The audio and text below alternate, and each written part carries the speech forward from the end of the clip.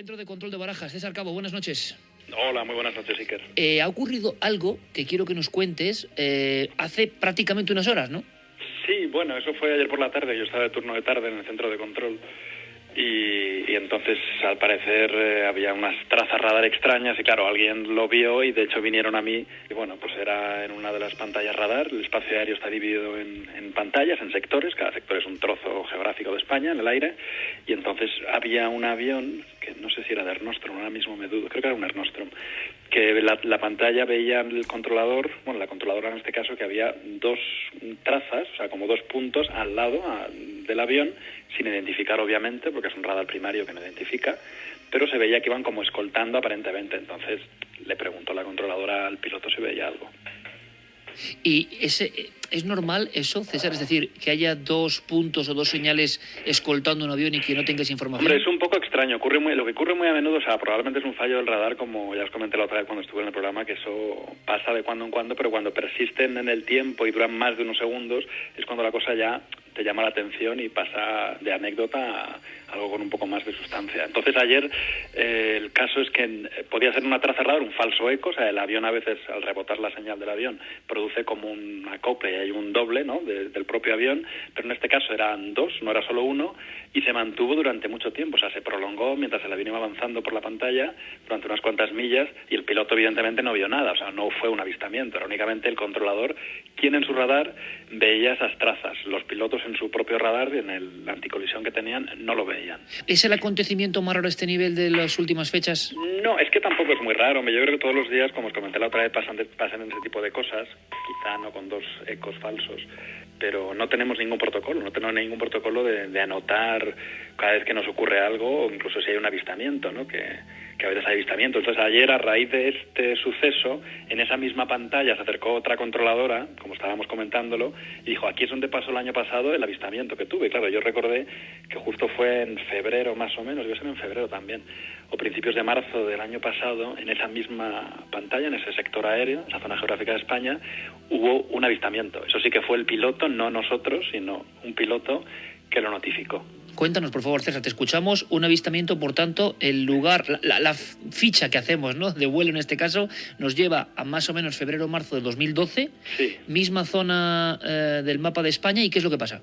Pues aquí hay una controladora que está recibiendo instrucción. Bueno, constantemente hay controladores que vienen y pasan un periodo de instrucción con un controlador al lado que te supervisa, obviamente, y luego pasas unos exámenes y ya estaba recibiendo la instrucción y vieron en la pantalla radar, pues lo que te he dicho, una traza, una traza radar, pero no identificada, una primaria, o sea, no era el rombito con toda la información de un vuelo, sino que de repente ven un puntito en la pantalla, pero que en vez de ir, o sea, con la estela que te decía de velocidad, pues esto iba a una velocidad disparatada. O sea, cruzó la pantalla en 4 barridos, cuando realmente lo cruzan pues en 30 y pico. O sea, aquello iba a una velocidad absurda, que es muy raro, pero claro, es que ningún objeto vuela a esa velocidad. O sea, 10 veces más que un vuelo convencional. Pues yo creo que sí, no sé exactamente si 10, pero vamos, 5, 6, 7, o sea, en unos cuantos barridos del radar, aquello había cruzado el sector. Entonces, bueno, les llamó la atención, pero como digo, pues se asume que es un fallo del sistema, del radar, porque no tiene mucha lógica. Y al cabo de unos minutos, en esa misma zona, después de haber ocurrido esa cosa un poco extraña, que es bastante raro,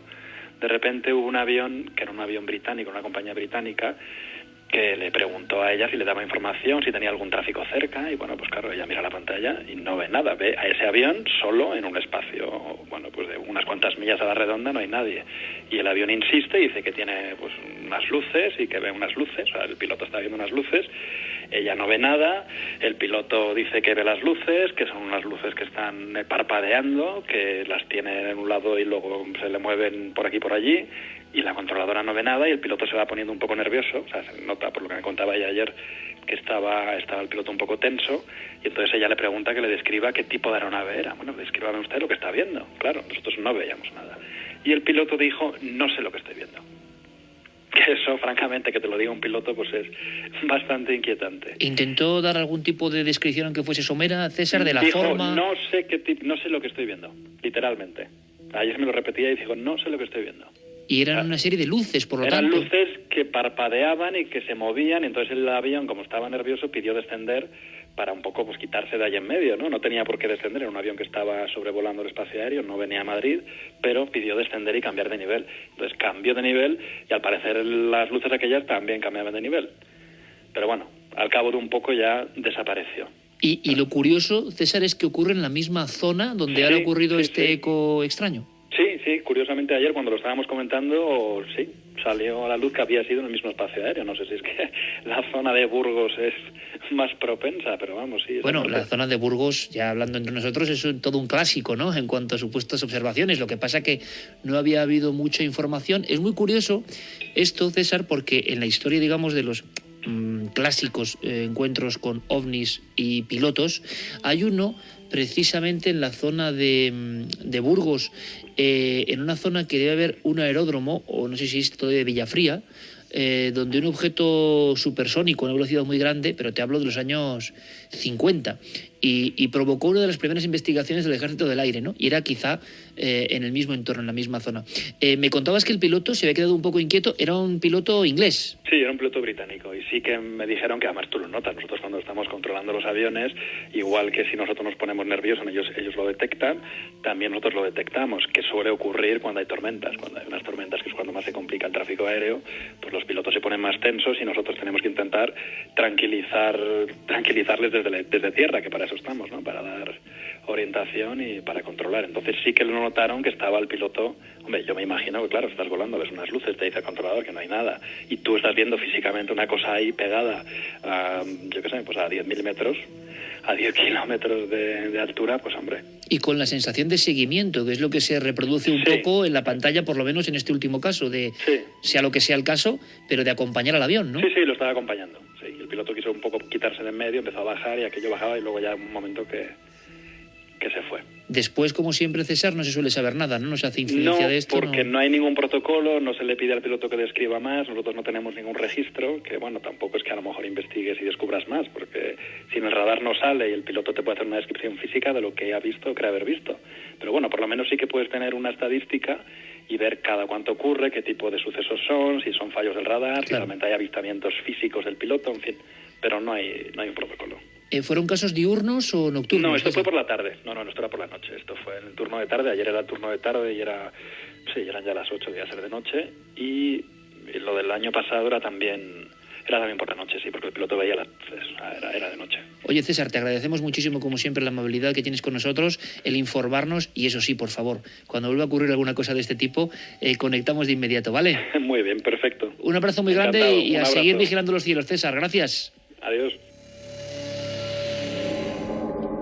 Miguel Beltrán era un niño de apenas 5 años, vivía con sus padres en la población barcelonesa de San Pedro de Ribas. Vida absolutamente cotidiana, normal. Los días transcurrían tranquilos y era invierno. Escuchó un sonido, una risa, algo que llamó su atención, y se despertó.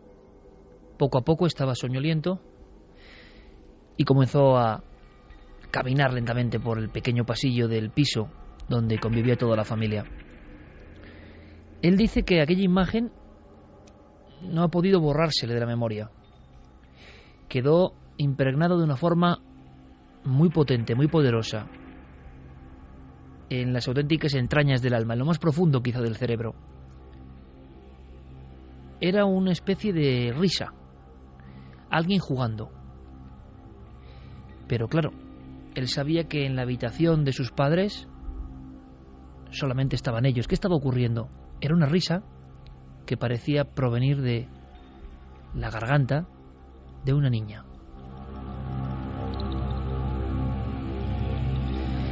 Con curiosidad más que miedo, porque no sabía qué estaba pasando, este niño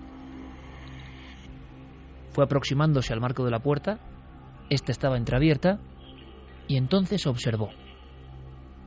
Efectivamente, su padre y su madre dormían profundamente. Respiraban hondo. No movían un solo músculo. Deslizó su visión, su mirada hacia los pies de la cama y entonces descubrió algo asombroso. ante esos dos padres absolutamente dormidos en un sueño plácido, aparecía una niña vestida de blanco, de su misma edad, el pelo muy lacio y oscuro, esto se le quedó también muy marcado, muy grabado, que sonreía, que parecía estar divirtiéndose, vestida con una especie de gala antigua, y estaba, y esto tampoco lo puede olvidar nuestro protagonista, saltando sobre la cama. Saltando sobre la cama e incluso haciendo ademán de coger los pies de la madre. La escena parecía propia de un sueño. ¿Era realidad o era una ficción? Estamos imaginando ahora ese muchacho contemplando la escena. Es madrugada, podría ser perfectamente la 1:34 como ahora. Y tendrá un peso fundamental en la historia y en la biografía de este muchacho que a pesar de todo se considera absolutamente escéptico, que no cree en este tipo de cosas. Pero a raíz de nuestra petición permanente de sucesos, nos estamos encontrando con muchos individuos, muchos testigos, muchos oyentes, que están revisando la memoria de su infancia, que están viajando en el tiempo hacia escenas como esta ocurrida en San Pedro de Ribas en 1994. Durante más de 30 segundos, este amigo, Miguel Beltrán, pudo observar, absolutamente despierto, repito, cómo aquella niña, vestida con algo parecido a una túnica o un traje de comunión, se divertía, ajena a todo, saltaba, se reía y no le miraba. Estaba como haciendo algo al margen de su presencia. Tampoco se despertaban sus padres. Seguían en ese sueño, sin ser conscientes de lo que estaba ocurriendo en esa habitación. Es entonces, al notar, al percibir que no es ninguna imaginación, que no es ninguna fantasía, cuando nuestro amigo vuelve a su cuarto aterrorizado, hay que imaginarlo, y se esconde bajo las sábanas. No puede dormir. Pero él se quedó muy intrigado, evidentemente. ¿Quién era esa niña si en su familia no había ninguna persona de esa edad ni con ese aspecto? Solo pudo verle el perfil. Un perfil blanquecino, un perfil como de persona de otro tiempo.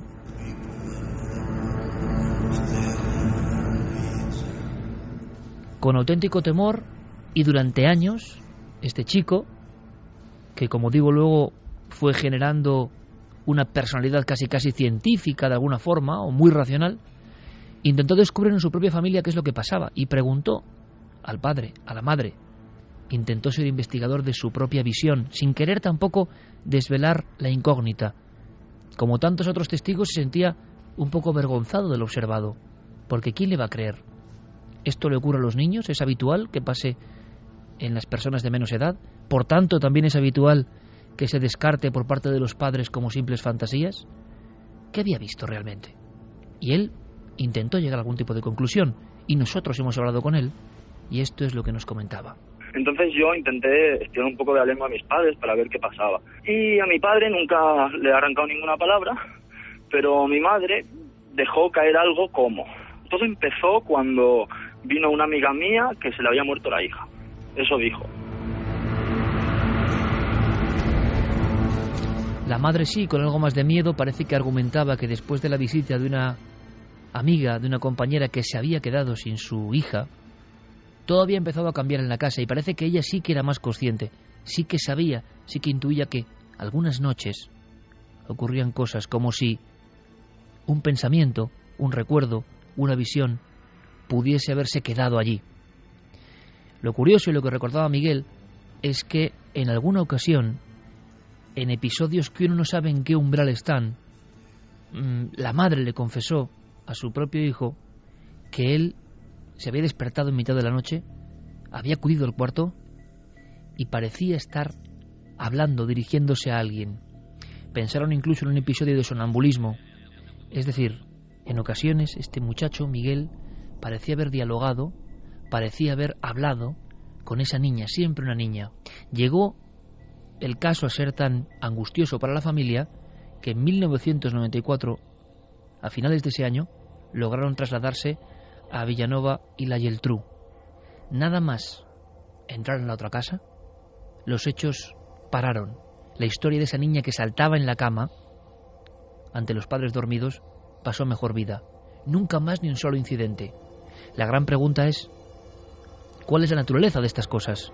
¿Y por qué quedan de una forma tan gráfica y tan metida en la mente de quienes los han vivido?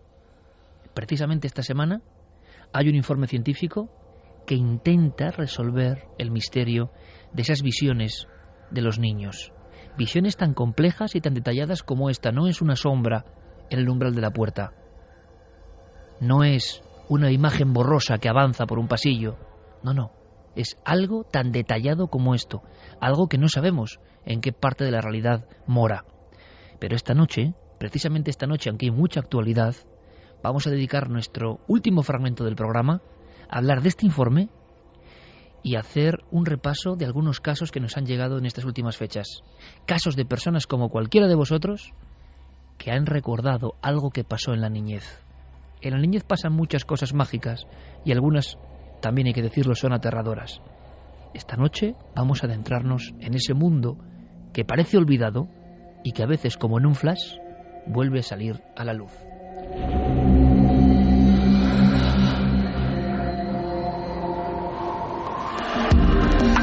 Nunca antes habías estado tan cerca de lo desconocido. Milenio 3. Cadena SER. Vamos a escuchar a Jesús Soria, el director del programa Ser Consumidor, que va a dar casi pistoletazo de salida a todo lo que está pasando. Antes, por supuesto, vías de contacto. Guillermo León con todo coordinado desde ikerjiménez.com, todos los contenidos, todas las redes y mucho más. Pues las vías de contacto de siempre, a través del correo electrónico milenio3@cadenaser.com, y en las redes sociales nos tienen que buscar en Nave del Misterio, en Facebook, en Twitter y en Google+.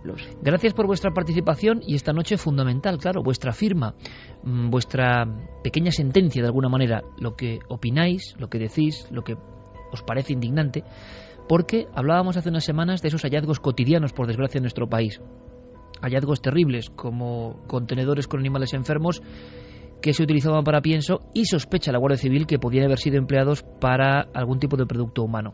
Santiago Camacho tenía, y desde hacía tiempo, hay que decir que Santi suele adelantar a la actualidad, un dossier, una carpeta que ponía eso, vida tóxica.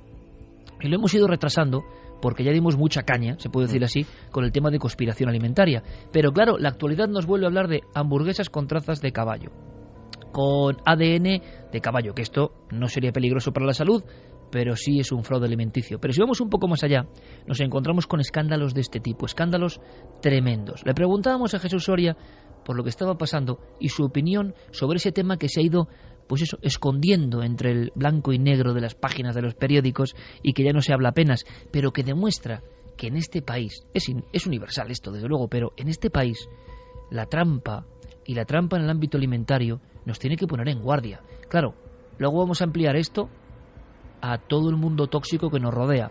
Y como digo, nos vamos a llevar las manos a la cabeza, porque no sé qué se puede hacer. Igual nos dais alguna idea. Jesús Soria, últimos datos.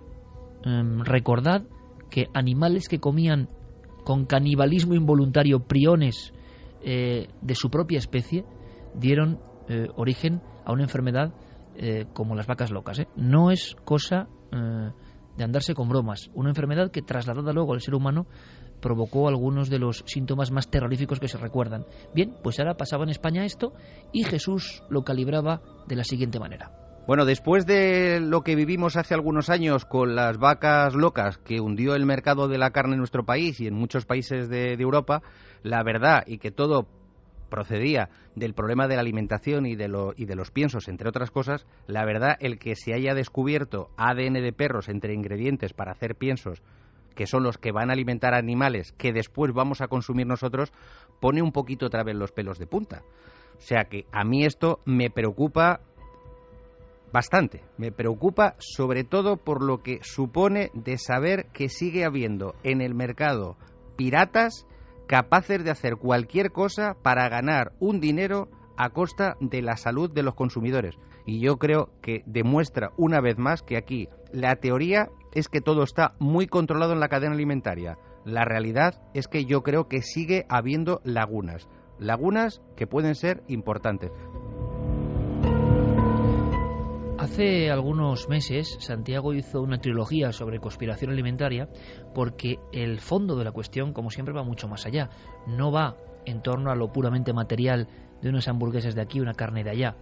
Va a la sensación, como digo, puramente conspiranoica, de que los poderes fácticos, podemos ponerles el apellido que queramos, pero los que nos dan alimento en muchas ocasiones, o los que hacen que ese alimento pase por determinados procesos de refinado, es decir, los que han construido la manera de que el hombre se alimente hoy, tienen motivaciones bastante oscuras. Se ha llegado incluso a plantear cambios hormonales, lo hablaremos.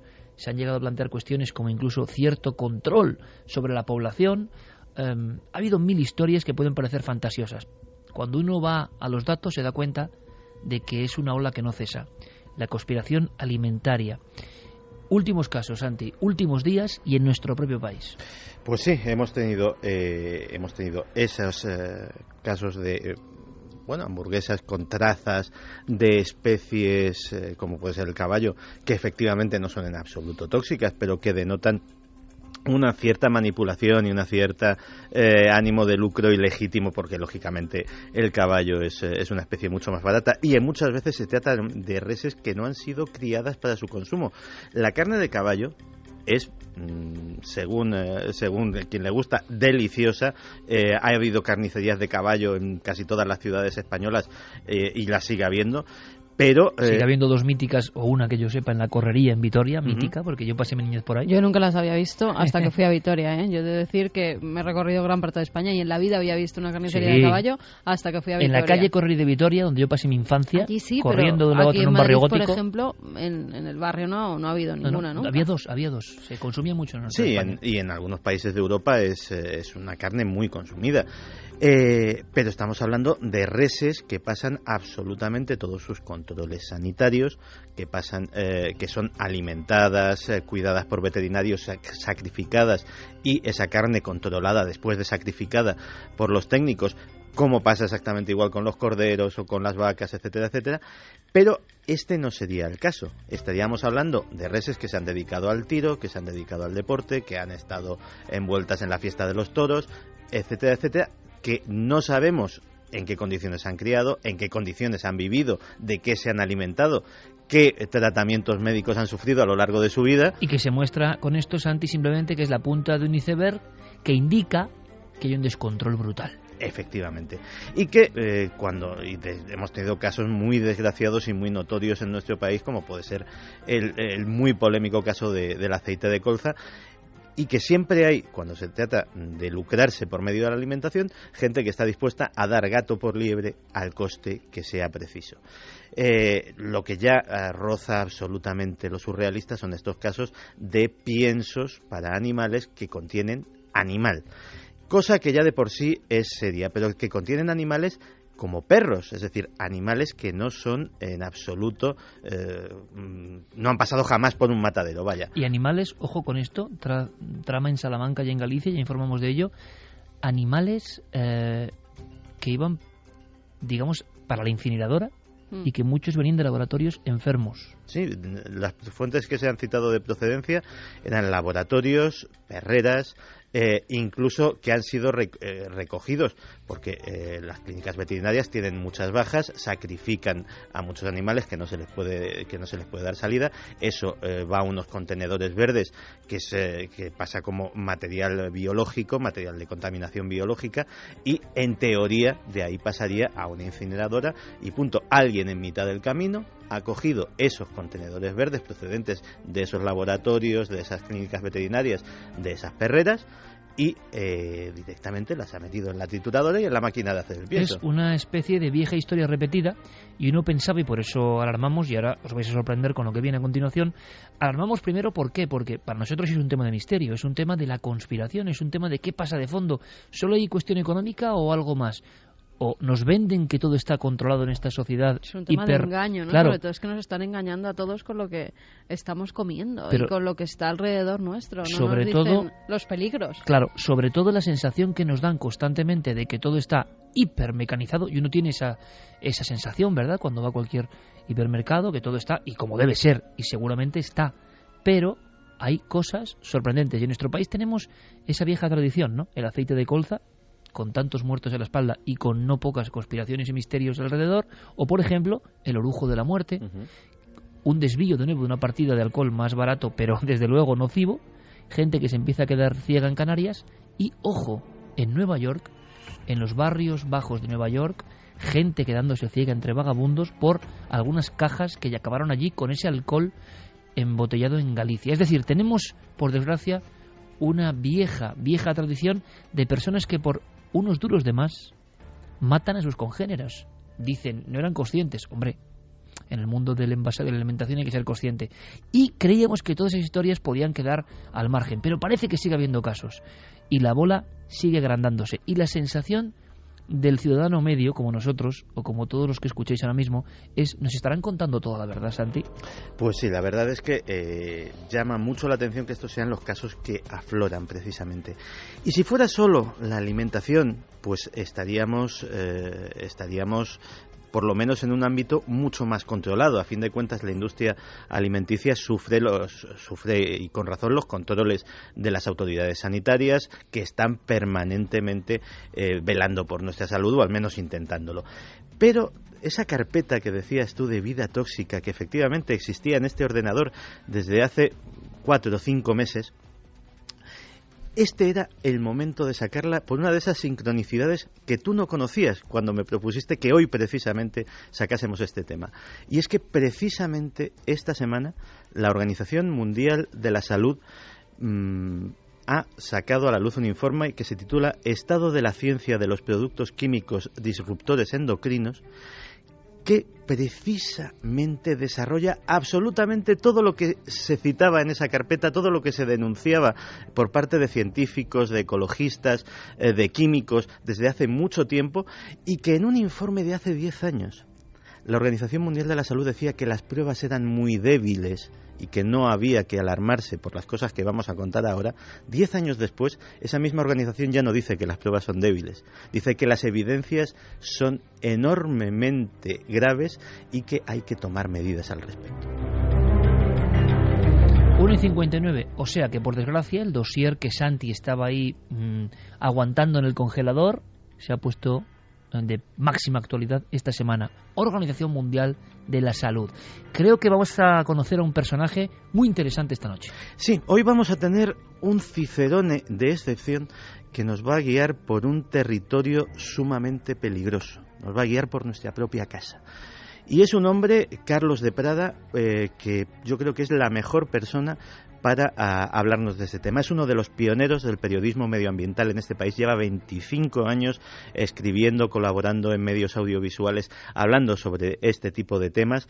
Es autor de diversos libros, entre los que destaca el último, precisamente trata sobre esto. Se titula La epidemia química, y precisamente dice que esa epidemia ha entrado en nuestros hogares, ha entrado en nuestros cuerpos, ha entrado en nuestra vida por la puerta de atrás.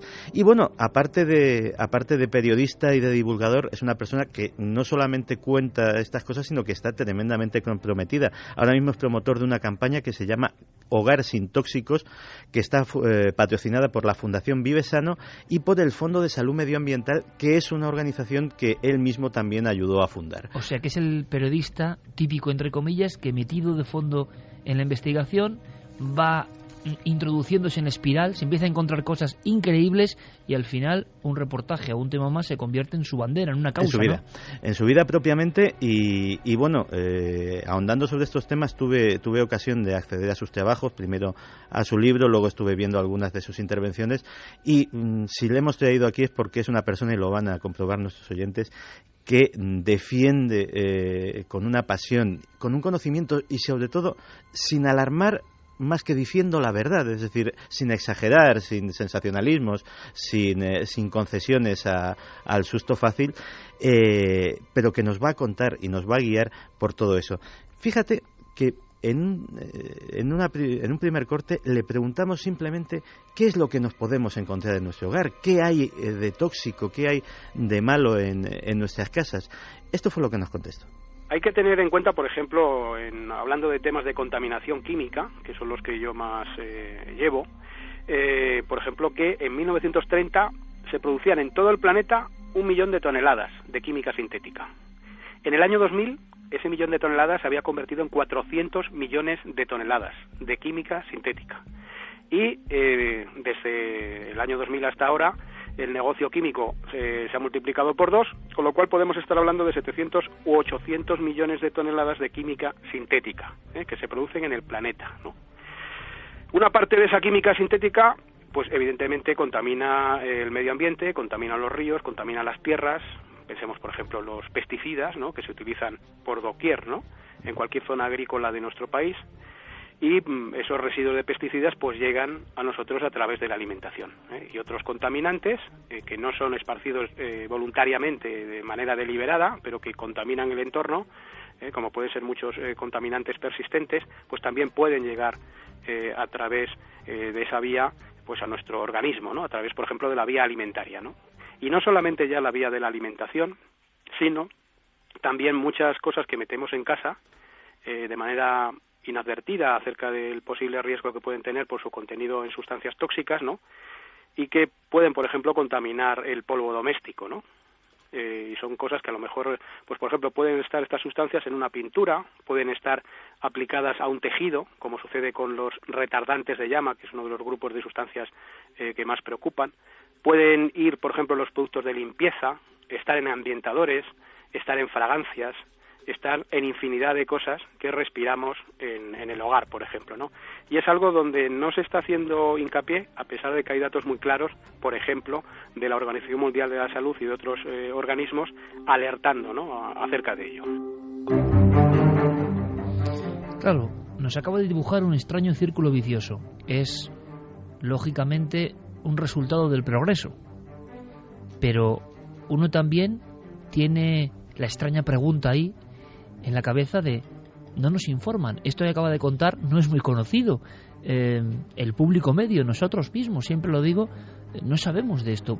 Si esto es así, valga la redundancia, debería anunciarse en todas partes, porque está nuestra salud en juego. ¿Qué clase de extraña conspiración, dejadez es esta? Creo que hay un elemento fundamental, una sustancia, un producto, no sé qué demonios es esto, con el que hay que tener especial ojo, Santi. Pues sí, es el bisfenol A. Prácticamente está presente en todos los plásticos. Y cuando digo todos los plásticos... O sea, ¿en esta botella que tengo aquí? Sí, en esa botella que tienes ahí, en las carcasas de los CDs, en las tarjetas de crédito con las que pagamos a diario. Y hasta hace poco en los biberones. Hasta hace muy poco en los biberones. Se continúa empleando en las latas de conserva, por ejemplo. Y, entre otras cosas, pues se le ha asociado con el cáncer de mama, con problemas de fertilidad, con el cáncer de próstata, con enfermedades coronarias. Vamos a ver qué nos cuenta Carlos de esta sustancia.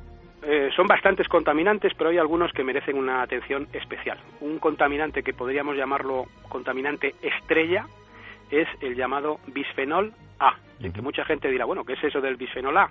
Y a lo mejor la gente no lo sabe. Sin embargo, lo cierto es que todos los europeos y los americanos, los habitantes del mundo desarrollado, por los estudios que se han realizado, tenemos bisfenol A ya en nuestro organismo, ¿no?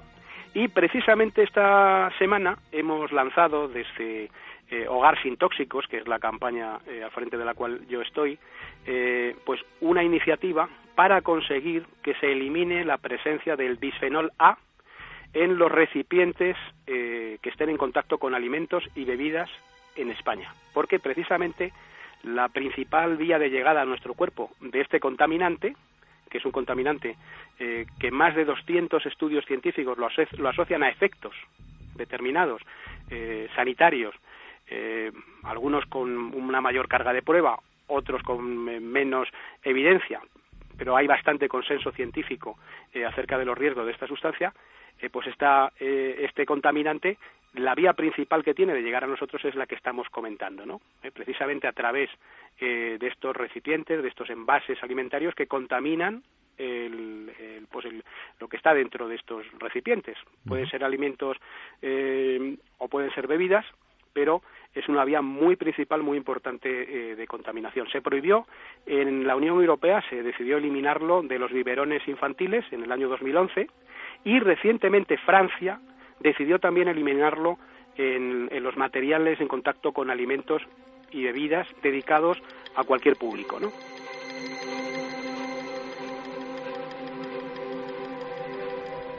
Imagino que no soy yo solo ahora el boquiabierto, y también imagino que miles, cientos de miles de amigos y amigas se están enterando hoy. Por tanto, ahí hay una especie de descompensación entre la realidad y la información que se nos da. Están todo el día bombardeándonos con no sé qué informaciones y estas no. O sea, que nosotros mismos, aquí presentes Noel, Fermín, Santi, Carmen y yo, como todos vosotros me imagino, habéis sido niños que han tomado biberón con bisfenol. Pues hombre, si ahora se descubre que esto tiene estos problemas, uno no deja de sentirse como extraña cobaya del sistema, ¿no? Siempre a toro pasado todo, y luego nos quejaremos de qué, de que pasa qué.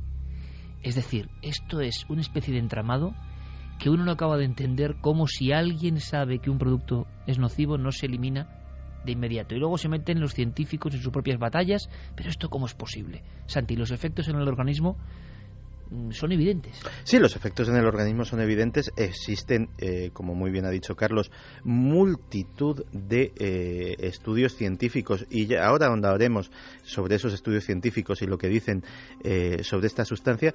Pero fíjate que voy a citar una anécdota que por personal además creo que es muy gráfica, porque muchas veces podemos decir, bueno, pero el tupper este de plástico que llevo al trabajo, o la botella de agua, o cualquier recipiente, tampoco es que haga mucho.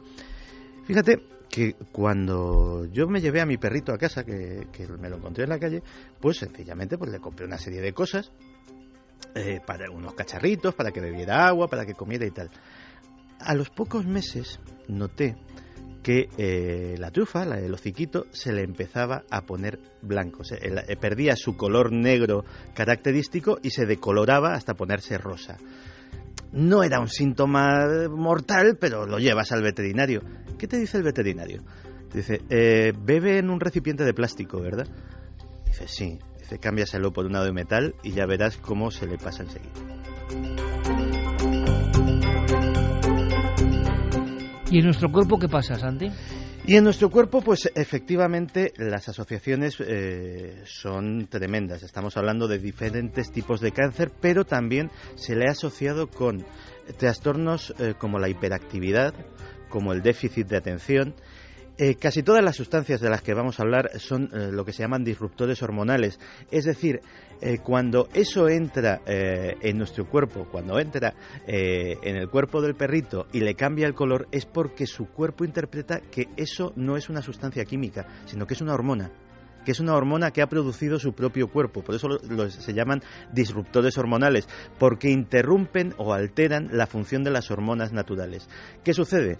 Pues puede haber casos, como en el caso de los tumores, en el que sencillamente por una alteración hormonal se produzca una tumoración, se produzca un crecimiento anormal de las células.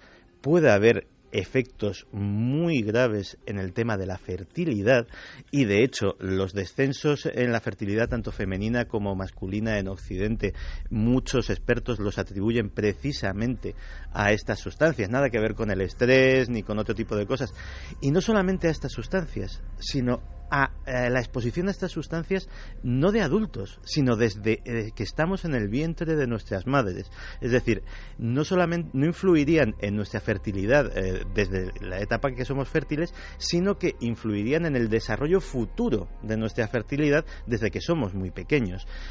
También ha habido, esto ya es muchísimo más controvertido, pero de hecho una de las denominaciones sajonas es sustancias gender bending, modificadoras del género, que podrían tener también algún tipo de en el tema de las elecciones sexuales o de las preferencias sexuales, podría llegar a tener una influencia, incluso en los casos de transexualidad, que cada vez son más altos. Es decir, el tema de los disruptores hormonales no es para nada algo anecdótico. Estamos hablando de sustancias que pueden tener efectos muy serios. Nos lo va a contar también Carlos. Sí, mira, en el caso del bisfenol A, pues por ejemplo hay efectos que son sobre el desarrollo del sistema nervioso central, sobre el desarrollo cerebral, sobre el desarrollo del aparato reproductor, es decir, por ejemplo, efectos sobre la producción de esperma, por los estudios que se han realizado. Probablemente también efectos sobre enfermedades cardiovasculares. También algunas investigaciones la asocian a la diabetes. Lo que hay que darse cuenta es que el funcionamiento de las hormonas es algo muy importante en el organismo, ¿no? Y que contaminantes como el bisfenol A, que son contaminantes con efecto hormonal, pues pueden causar un desequilibrio en el equilibrio hormonal del organismo, ¿no? Y especialmente en etapas tempranas del desarrollo, como por ejemplo cuando se está desarrollando el embrión, esta aparición de estas sustancias que imitan o bloquean o perturban ese equilibrio hormonal, pues puede dar luego pie a infinidad de problemas, ¿no? Uno de los casos es el del bisfenol A, ¿no? Pero hay muchas otras sustancias que tienen efectos hormonales y que pueden causar desarreglos. De hecho, por eso esta semana la Organización Mundial de la Salud hacía hincapié en estos contaminantes hormonales que pueden ser pues tan perjudiciales en muchos casos, ¿no? 2 y 12. Esto es muy curioso, amigos, porque se hablaba mucho en los ambientes conspiranoicos, vamos a llamarlo ambientes de la nueva era, ambientes alternativos, ambientes que a veces son marginados rápidamente por las mentes pensantes diciendo que, bueno, son gente que habla de cosas muy raras. Pero es que enseguida se ha producido, como en otros muchos temas, el salto a los grandes periódicos mundiales y a los estamentos científicos como la Organización Mundial de la Salud. O sea que muchas veces, ojo, porque los que cuentan delirios, resulta que en los delirios llevan cosas muy reales. Antes de simplemente en una ráfaga, en un flash, detectar lo que vosotros pensáis de, para mí, en mi opinión, este escándalo, peligroso escándalo, este periodista, sobre todo, y esto pone la carne de gallina, hacía hincapié en que dentro de una familia hay unas personas que son especialmente vulnerables, ¿no? Sí, esa es la pregunta que tanto por ti como por el resto de los padres que nos escuchan más lamenté hacerle a Carlos, y es si los niños en concreto son especialmente vulnerables o tienen exactamente el mismo riesgo que los demás, y la respuesta no es nada halagüeña.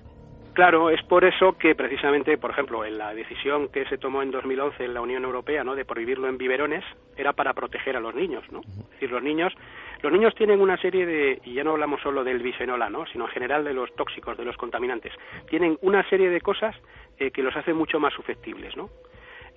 Para empezar, un niño respira más, con lo cual puede absorber a través del polvo doméstico y otras vías muchos más contaminantes en su cuerpo, bebe más porcentualmente que un adulto, come más, y además, no solamente por esta vía, ingresa en su cuerpo una cantidad importante de tóxicos superior en proporción a lo de los adultos, sino que encima los sistemas de desintoxicación orgánicos en los niños están inmaduros, entonces no pueden eliminar de la misma manera esos contaminantes, con lo cual se acumulan más los tóxicos dentro de sus cuerpecillos. Y además, una triste circunstancia es que los niños, también por estar en desarrollo, son mucho más sensibles. O sea, fíjate, casi parece diseñado por una especie de cruel Herodes, ¿no? Contra los niños, ¿no? O sea, no solamente acumulan más tóxicos, porque se exponen más a ellos, sino que encima los eliminan peor y encima son más vulnerables a sus efectos que los adultos, ¿no? Entonces los niños son, por ejemplo, por las políticas que hay en este sentido en la Unión Europea, un foco de atención muy principal a la hora de prevenir las enfermedades que pueden tener que ver con la exposición a sustancias químicas, ¿no?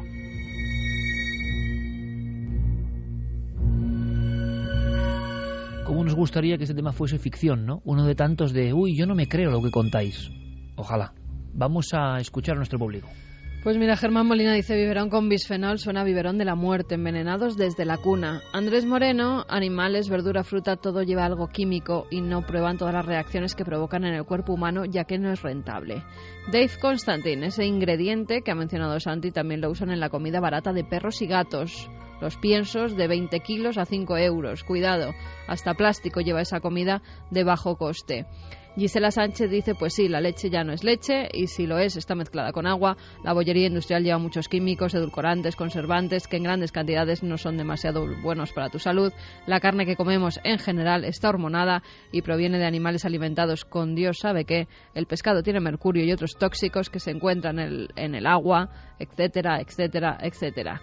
Isaac Peral dice, la mayoría de granjas de pollo tienen también cerdos, los cuales se alimentan de los pollos muertos.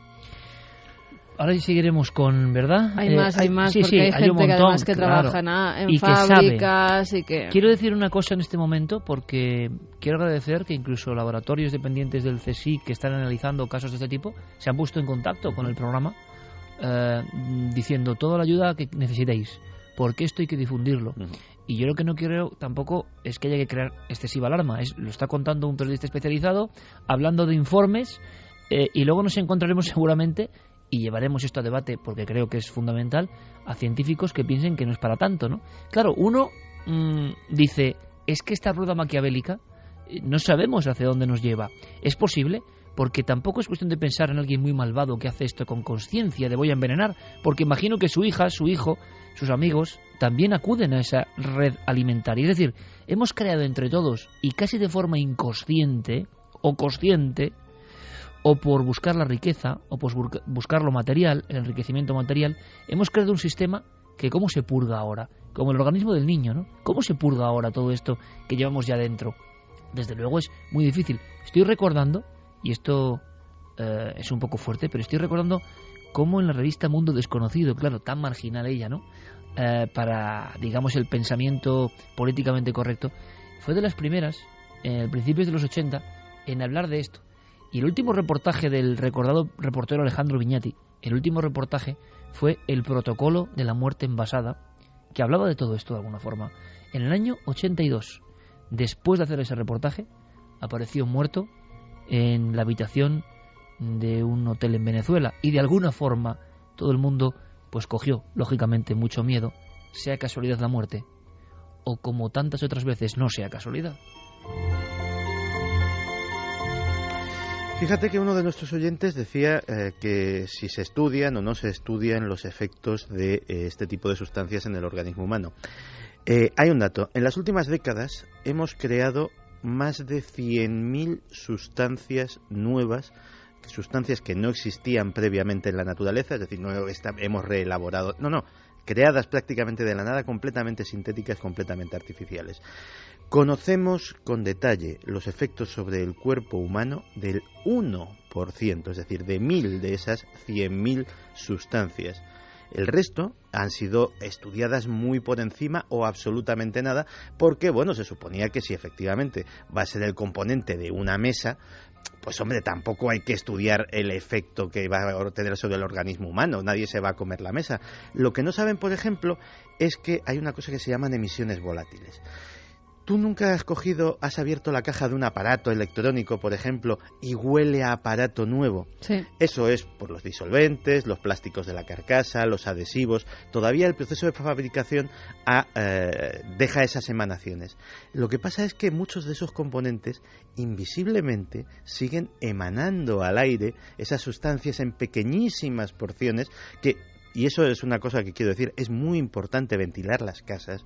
Es muy importante ventilar las casas. Ahora en invierno cuesta un poquito más, pero merece la pena el esfuerzo, porque muchas veces cosas que tenemos, desde aparatos electrónicos hasta los marcos de nuestras ventanas, que pueden ser de PVC, o cualquier otra cosa insospechada, va emitiendo a nuestro medio ambiente particular, nuestro medio ambiente casero, nuestra atmósfera más íntima, pues un grado de contaminación que desconocemos. Y limpiarlo de vez en cuando no está mal.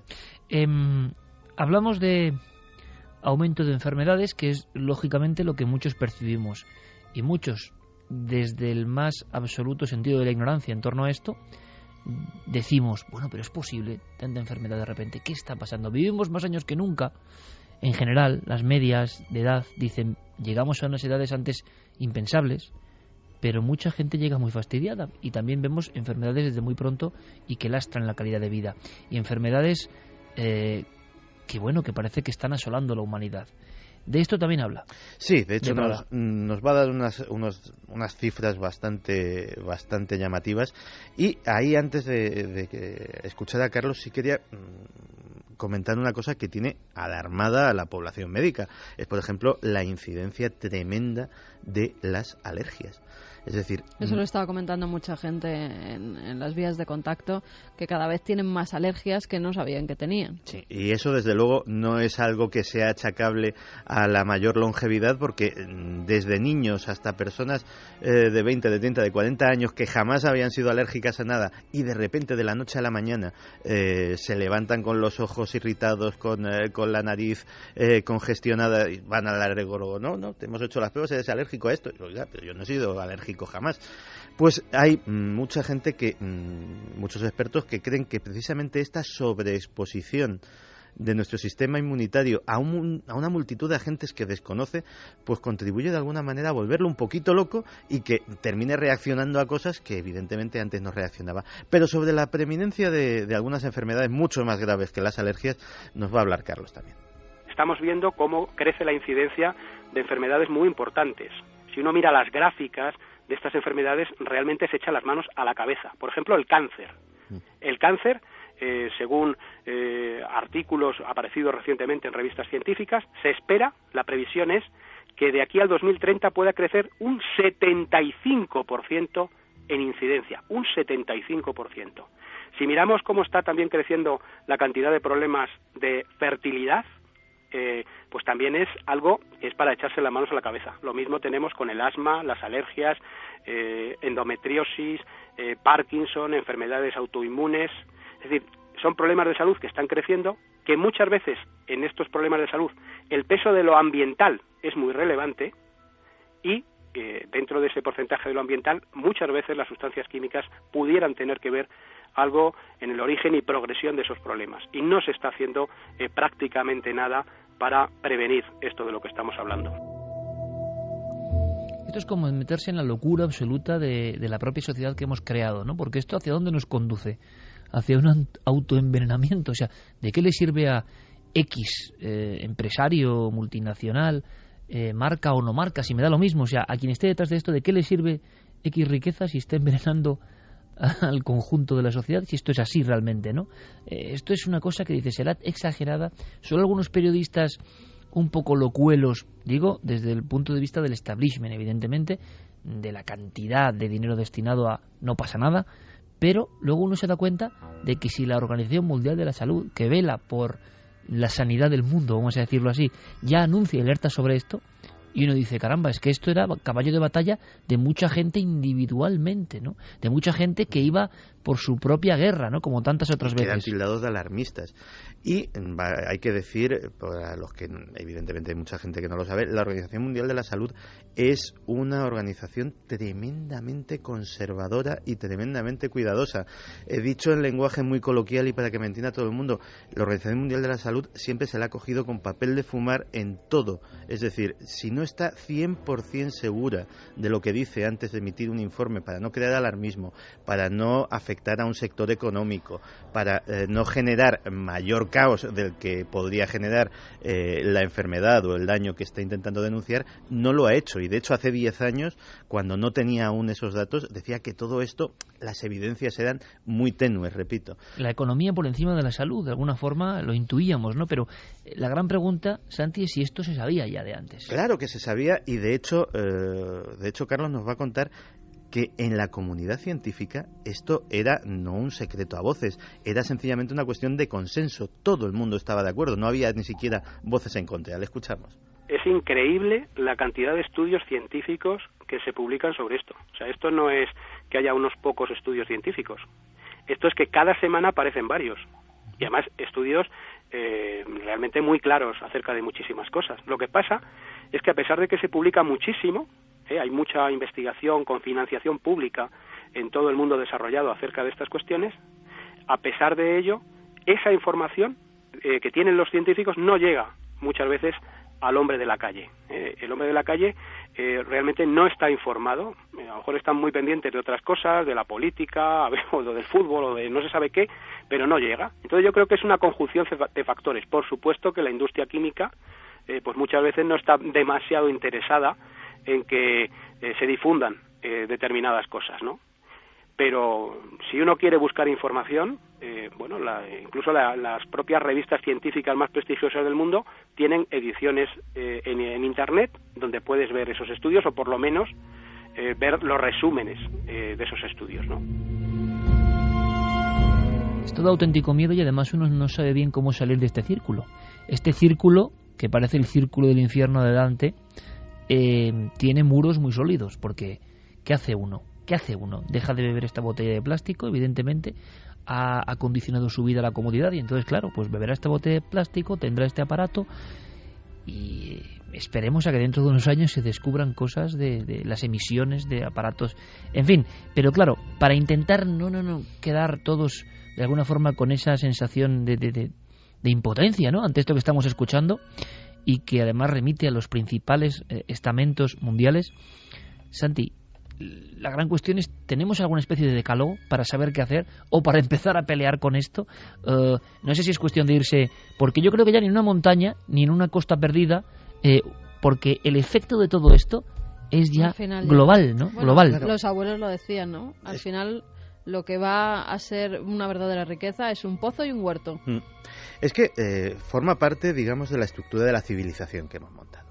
Para que nos hagamos una idea, el plástico es rígido.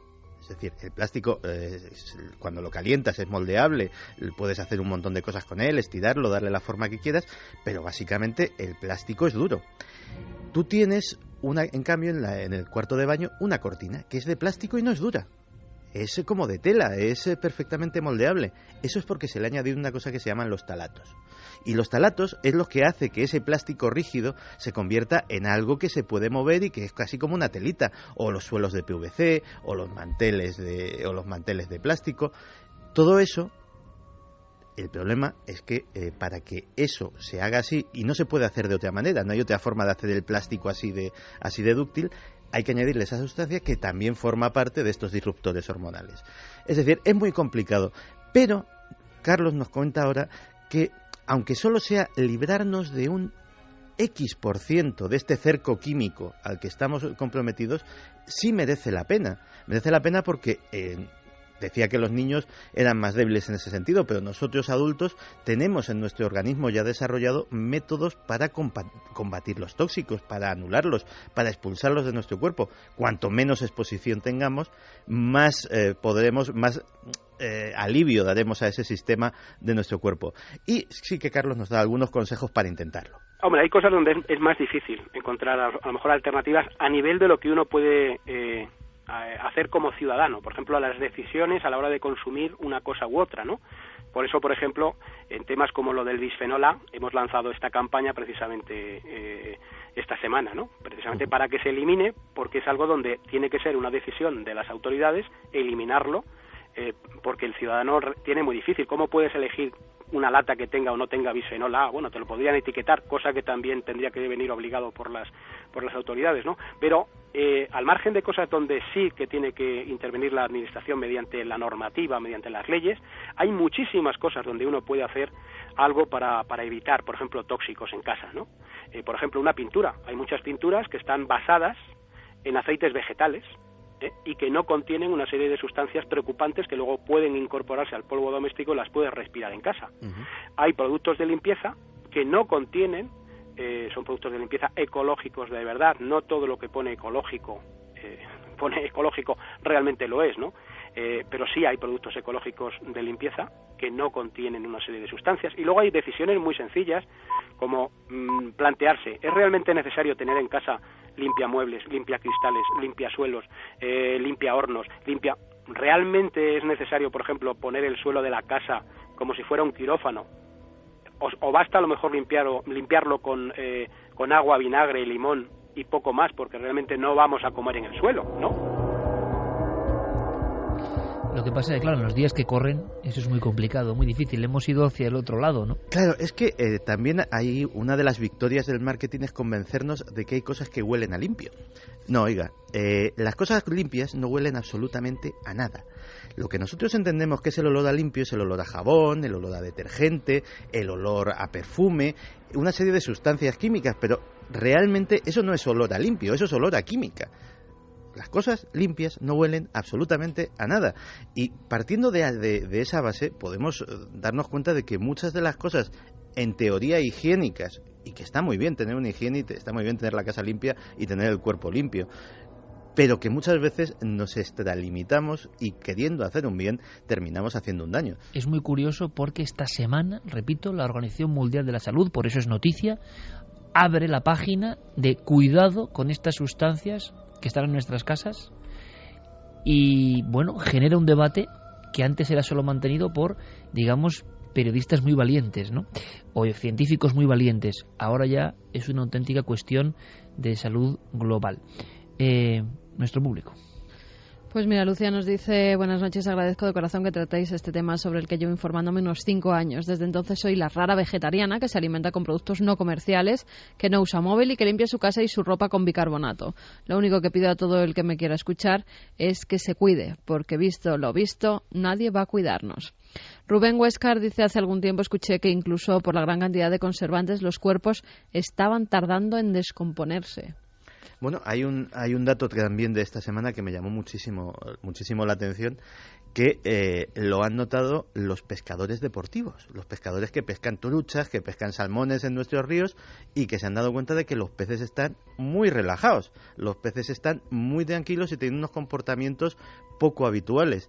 Parece ser que eso se debe a la cantidad de antidepresivos que hay en el agua y que es una cosa que se viene denunciando hace tiempo, que las depuradoras en concreto tienen una capacidad muy limitada para filtrar este tipo de sustancias y que eso termina yendo a los ríos y parece que incluso está llegando a afectar a la fauna piscícola.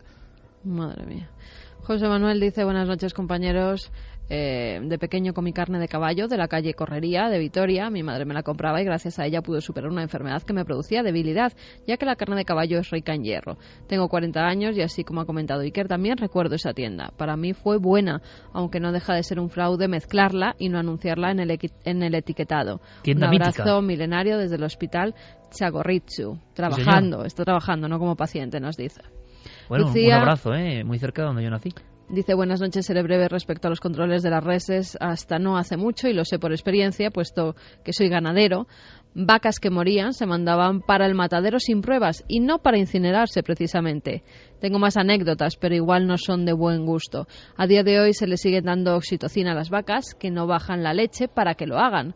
Todo, en general, todo deja muchísimo que desear. Da pena y a mí personalmente miedo. Gracias, un abrazo y seguid así, por favor. La codicia, ¿no?, del ser humano, la codicia elevada a la máxima potencia y como único significado en la vida del sistema, ¿no? Que la oxitocina tiene un efecto muy llamativo sobre la libido humana.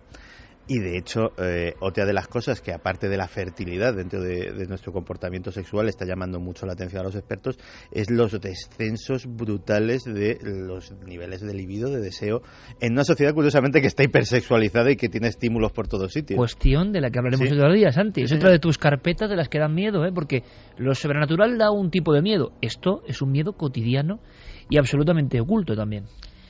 Barcels dice: buenas noches, estoy escuchando a Santi, todo lo que nos cuenta su entrevistado sobre la química en casa es muy interesante, la verdad, y alarmante. Me asalta una duda: ¿qué alternativas tenemos? Alternativas al alcance de todos, claro, porque por estar tan extendida la química es más barata que los sustitutivos que pueda haber, espero equivocarme, que la crisis nos ataca a todos. Claro, es que además todos esos materiales son mucho más caros que los que venden en supermercados. Y que estamos metidos en un círculo de más que es imposible de evitar. Imagino que serán pequeñas acciones para que no estemos 100% del tiempo sometidos a ese círculo. Mira, Daniel González nos dice que es estudiante de ciencias ambientales y que están viendo la gran cantidad de sustancias tóxicas a las que estamos expuestos y la omisión de las administraciones y de los medios de comunicación acerca de los peligros, causando muertes silenciosas. Un 90% de los cánceres están directamente relacionados con los tóxicos en cuestión. Caramba.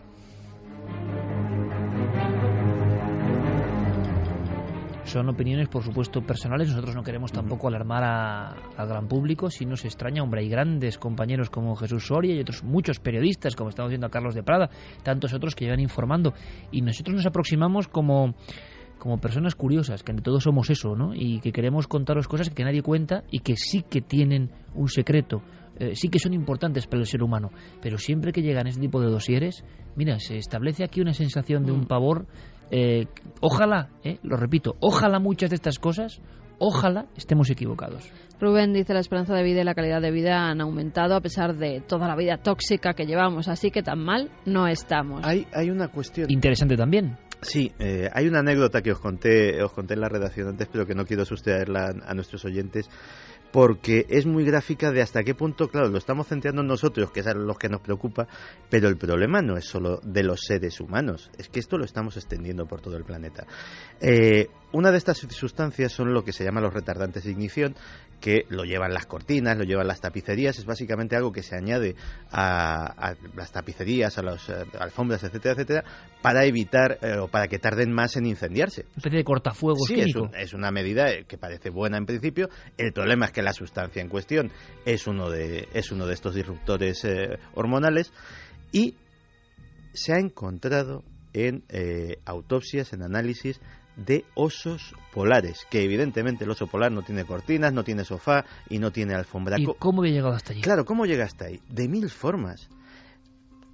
Vete a un vertedero de cualquiera de nuestras ciudades y te encontrarás un espectáculo insólito. Está lleno de gaviotas. Incluso en Madrid. En Madrid hay miles y miles y miles de gaviotas que han abandonado su medio natural, que es la costa, para venirse a comer nuestra basura.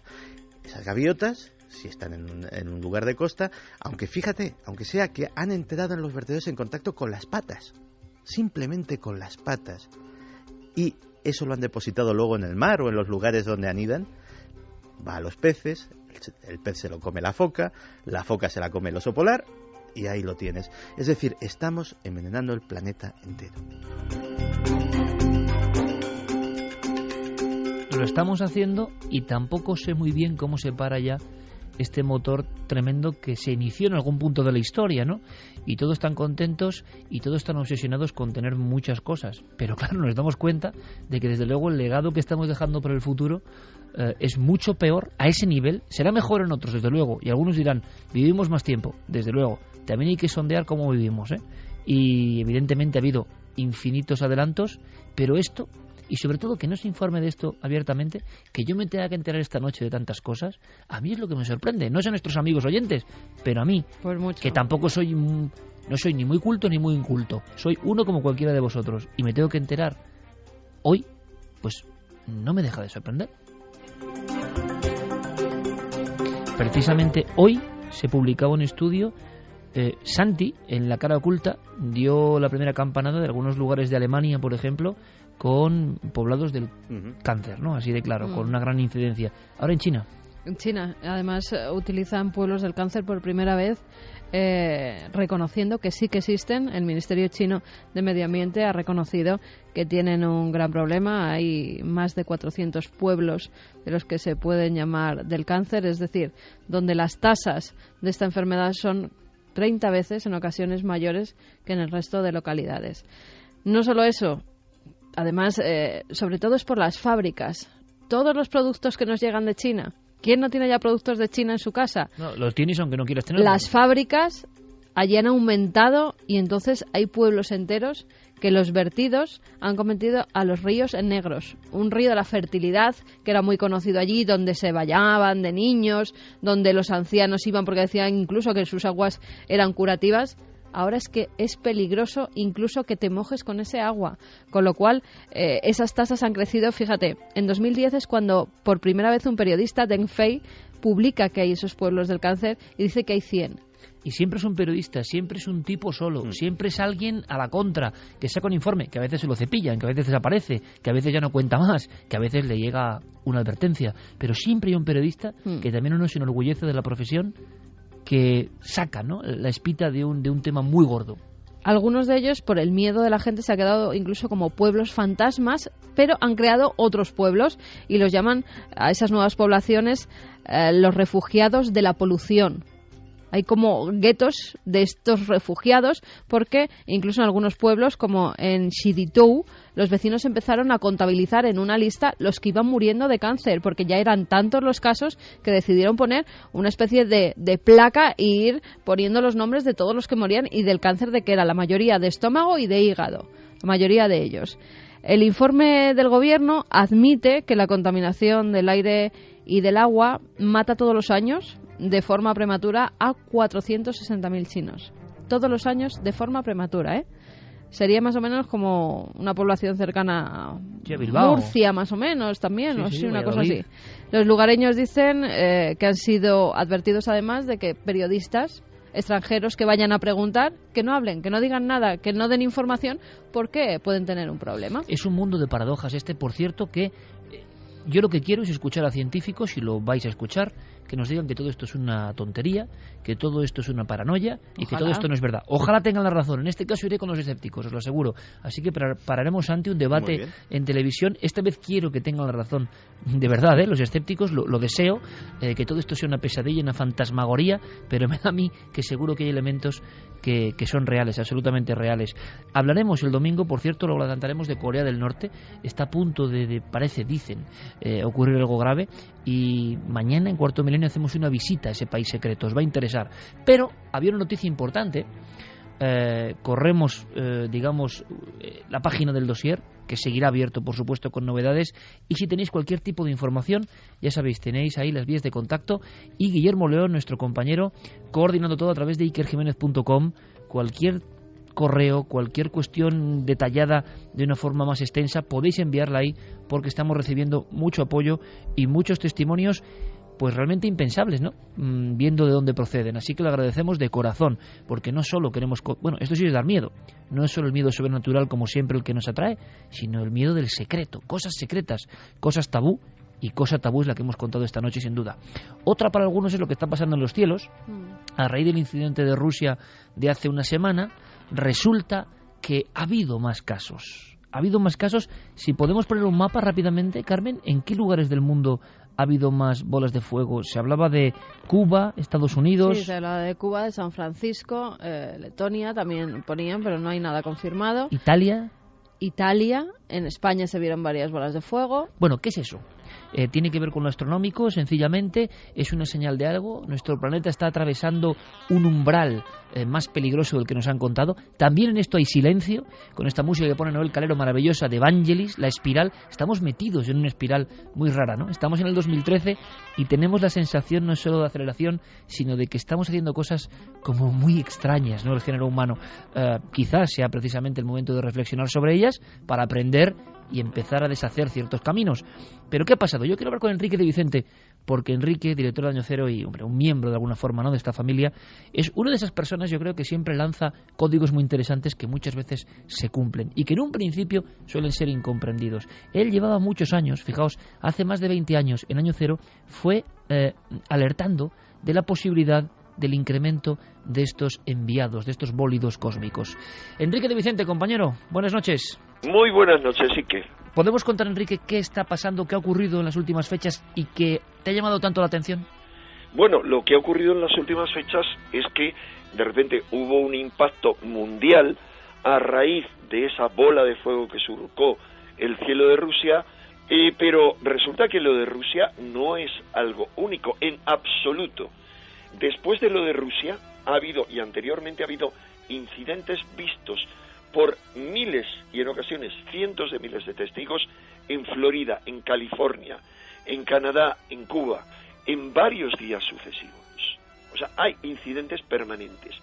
El martes pasado, creo recordar, sí, el martes día 19, se observó, y siempre se fotografían o filman estos bólidos, atravesando el sur de Italia, y también se veía desde Malta.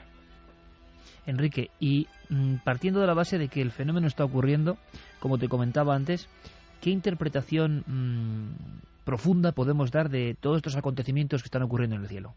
Bueno, hay una interpretación inicial, y es, para mí, estos acontecimientos confirman una hipótesis sobre la que yo he escrito varias veces hace ya muchísimo tiempo, que es la hipótesis desarrollada por una serie de científicos rusos. El primero fue el doctor Dmitriev, que es académico de la Academia de Ciencias de Siberia, y otra serie de colegas suyos. Bueno, cuando uno piensa en Siberia dicen, bueno, pues deben ser gente de un menor nivel que si fueran de Moscú. Se equivocan. En la gran ciudad de los sabios, en la época soviética, se encontraba en Siberia, era la ciudad de Novosibirsk, donde estaban los grandes genios. ¿Y qué ocurre? Lo que ellos plantean, y a lo que se han sumado otros científicos, sobre todo rusos, es lo siguiente. A la luz de un examen muy detallado de todo lo que ha venido ocurriendo en el sistema solar durante las últimas décadas, han observado que ha habido una serie de cambios progresivos pero brutales. Algunos incidentes son bien conocidos, como impactos contra alguno de los grandes planetas, como Júpiter, pero hay otros, ha habido tales cambios que podrían estimarse en cambios de un 400%. Lo mismo han establecido comparaciones y han hecho un estudio del incremento de los terremotos, de las erupciones volcánicas e incluso del clima en la Tierra, y han observado que corresponde al mismo tipo de aceleración. Es decir, hay algo que está afectando no solo a la Tierra, a todo el sistema solar. Bueno, a la luz de este tipo de hipótesis, algunos se han subido al carro y han dicho que el cambio climático no era humano, sino cósmico. Claro, este es un tema polémico. Yo siempre he pensado que era humano, pero a raíz de estudiar muy a fondo este tema, en este momento estoy convencido de que es humano y cósmico. Y lo que ellos concluyen, y basándose en muchos datos, es que hemos entrado, desde hace tiempo nos estamos adentrando en una zona del universo diferente, repleta de anomalías, una zona en la cual deberíamos esperar incidentes como este que estamos hablando ahora. Es decir, ellos publicaron esto en los años 90 y mucho después de publicarlo hemos visto un incremento en la entrada de bólidos cósmicos a la Tierra. ¿Habría que estar inquietos, por tanto, Enrique? Sí, habría que estar moderadamente inquietos. Enrique, por último, ¿qué opinas de la versión oficial, de lo que dicen los astrónomos, los que vigilan este movimiento de los astros y esta aparición de meteoros? Lo que se cuenta en todos los periódicos, vamos, ¿tienes alguna opinión al respecto? Vamos, se cuentan muchas cosas. Vamos a hablar siempre de la corriente mayoritaria. La corriente mayoritaria es, lógicamente, en ciencia, en política, en lo que sea, absolutamente conservadora. Es decir, atada al pasado y nada abierta a innovaciones. Y en ese sentido dicen, pues es normal que ocurra esto. Hombre, señores míos, es normal que al mismo tiempo que hay un gran cuerpo celeste que está describiendo una trayectoria en una dirección, aparezca otro cuerpo más pequeño como el de Rusia en otra dirección, horas antes aparezca otro en otra dirección, horas después otro, días después otro. Pues a mí no me parece normal. Vamos a ver, han dicho que lo de Rusia, han dicho algunos de estos expertos, que lo de Rusia era un incidente casi sin precedentes, comparable a lo de Tunguska, a la gran explosión de 1908. Y si es algo sin precedentes, hombre, a mí me parece que decir que eso se dé en el mismo día que estaba pasando ese otro gran cuerpo celeste, y que antes y después haya habido otros, es mucho más fácil que nos tocara el premio de Euromillones que eso se dé. Ese es mi punto de vista. Y lo que yo diría es, quien diga que lo mío es una chifladura, que lo van a decir, hombre, que lo demuestre a nivel estadístico. Que demuestre que eso puede ser una casualidad inferior a una entre 1 millón. Enrique de Vicente, como siempre, compañero, maestro, muchísimas gracias. Muchas gracias a ti, Iker. Un abrazo.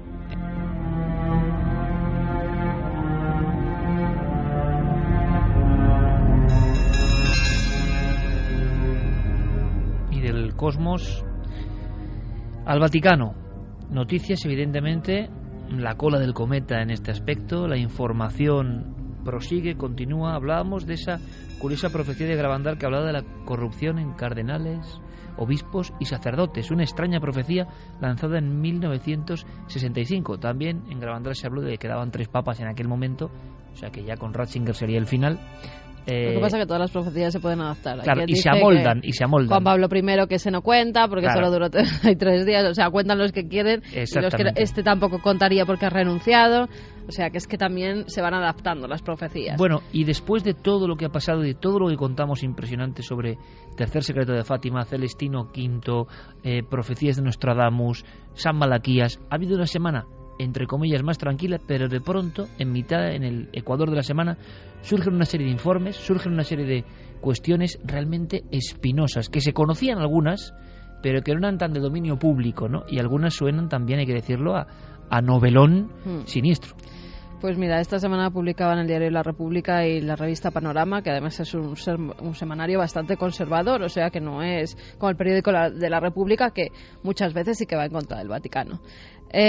Publicaba un informe que decía que había sido pedido por el propio Benedicto XVI a 3 cardenales. Uno de ellos era el jefe de los servicios secretos del Vaticano.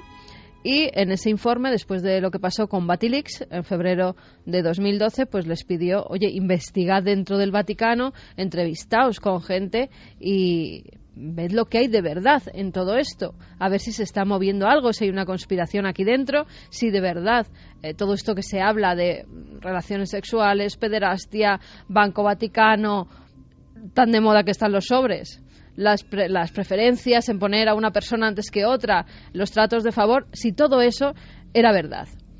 El informe son 2 tomos, además, según dicen, estas publicaciones están encuadernados en color rojo, sin ningún título, son más de 300 páginas, donde punto por punto se dice qué cardenal, qué obispo, qué sacerdote lleva a cabo determinados asuntos. Apostaría fuertemente a que son tomos rojos encuadernados en una extraña piel, pero haciendo una especie de chiste, ¿no? Pero hablan de citas poco clandestinas. Esto se lo dan al Papa el 17 de diciembre. Desde entonces dicen que esos tomos están guardados en una caja fuerte y que Benedicto XVI, cuando sea nombrado el nuevo Papa, se los dará para que tenga conocimiento de todo lo que está ocurriendo en la casa de Pedro, ¿no? ¿Y qué es lo que más podría escandalizar al gran público y sobre todo a los feligreses? Pues sobre todo relaciones sexuales los llaman incluso en esos tomos los peces podridos del Vaticano. Esos peces podridos tendrían relaciones sexuales incluso dentro de los muros del propio Vaticano, también en algunas estancias, en algunas saunas, en algunas villas a las afueras de Roma, porque claro, tienen todo perfectamente hilado, siempre según esta publicación, claro, estas publicaciones, tanto La República como Panorama. Pero Federico Lombardi, el portavoz del Vaticano, ya ha salido desmintiendo todas estas informaciones. Dice que estas publicaciones lo que quieren hacer es variar de alguna forma el cónclave, influir en los que tienen que elegir al nuevo Papa, en esas 117 personas que deben elegir al nuevo Papa, y que lo que quieren es variar. Además hay toda una guerra. ¿Una guerra por qué? Porque están saliendo a la luz ahora cada vez más casos de pederastia. ¿Qué es lo que se dice en el tema conspiranoico? Y ahora Santi nos lo contará. Que desde Italia están sacando a la luz todos los temas de pederastia del extranjero, Irlanda, Inglaterra, Estados Unidos, para que así se escoja a un cardenal que sea italiano. Es decir, de los italianos no están hablando. Es más, los medios de comunicación italianos dicen que cuanto menos se hable de esos posibles papables, mejor. Porque los que tienen que estar dentro del cónclave ya los tienen muy vistos, es mejor que no salga uno de los preferidos. Entonces hay todo un tema de conspiración, Iker, aparte de todas esas citas que parece que se están llevando a cabo dentro del propio Vaticano con nombres y apellidos. Ha habido destituciones, ha habido nuevos nombramientos, con lo cual está todo muy movido. El Papa lo van a sacar en helicóptero el día 28 a las 5 de la tarde, se lo llevan a las afueras de Roma, donde tiene su residencia de verano, y lo dejan allí. Pero fíjate, hay otra cosa que llama la atención. Lo van a tener viviendo dentro de las estancias del Vaticano, en una especie de chaletito, llamémoslo así, que está en los jardines del Vaticano. Un chaletito que ya hizo Juan Pablo II para que vivieran allí siempre unas cuantas religiosas. Cada 5 años iban cambiando esas religiosas. Una cosa curiosa. ¿Qué hay dentro de esa pequeña residencia dentro de los jardines del Vaticano? ¿Y por qué lo puso allí Juan Pablo II? Una estatua de la Virgen de Fátima. Luego me cuentas, quizá en la tercera hora, ¿hay alguna profecía sobre rayos y truenos y demás o no? Mucha gente lo relaciona con una fotografía obtenida esta semana. Santi, hay un par de informes y un par de historias que parecen ya de 007, vamos. Pues sí, lo primero es que el nuncio de su santidad en Reino Unido, Antonio Menini, se ha encontrado con la desagradable sorpresa de un grupo de sacerdotes británicos que acusan directamente al cardenal primado Keith O'Brien, que va a participar en el cónclave, de haber abusado sexualmente de ellos, emborrachándoles en sus habitaciones privadas y solicitándoles luego favores sexuales. Algunos, según citan los diarios británicos, entre lágrimas le decían: es que no te puedes imaginar lo que es un cardenal, no es como el presidente de tu empresa, es un ser que tiene control sobre toda tu vida y no le puedes decir simplemente que no. Esa, de entrada, encajaría con lo que decía Carmen, de que están empezando a aflorar una serie de escándalos que favorecen a los candidatos italianos en detrimento de los extranjeros.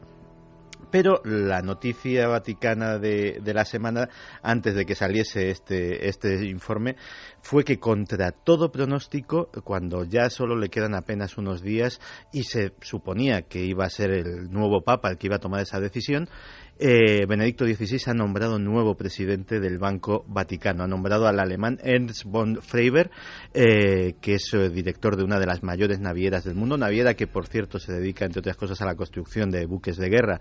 Lo que se preguntó a Lombardi si eso podía ir en contradicción con la ley de Dios, y Lombardi se enfadó muchísimo con el periodista que se lo preguntó y le dijo que bueno, que no.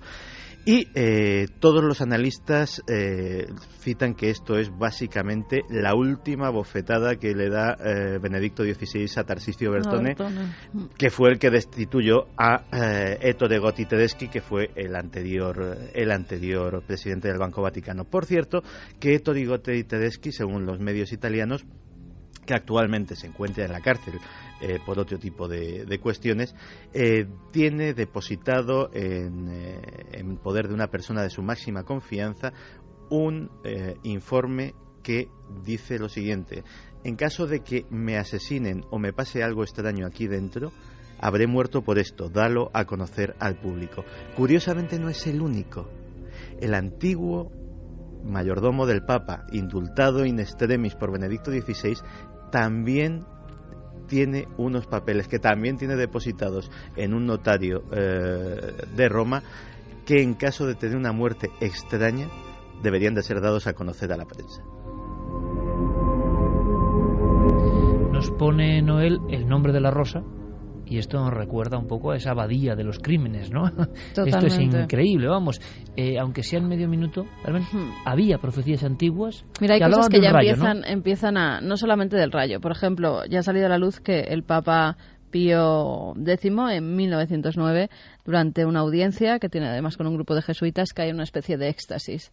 En ese éxtasis sale después con el rostro totalmente aterrado y dice que ha visto a un papa que no es él, que está abandonando Roma corriendo por encima de las cabezas de muchos sacerdotes. Ya esta nueva profecía se está saliendo otra vez a la luz y coincide con todo lo que está pasando. ¿Y cómo sale el Papa el día 28? Por encima de las cabezas de todos los sacerdotes en helicóptero.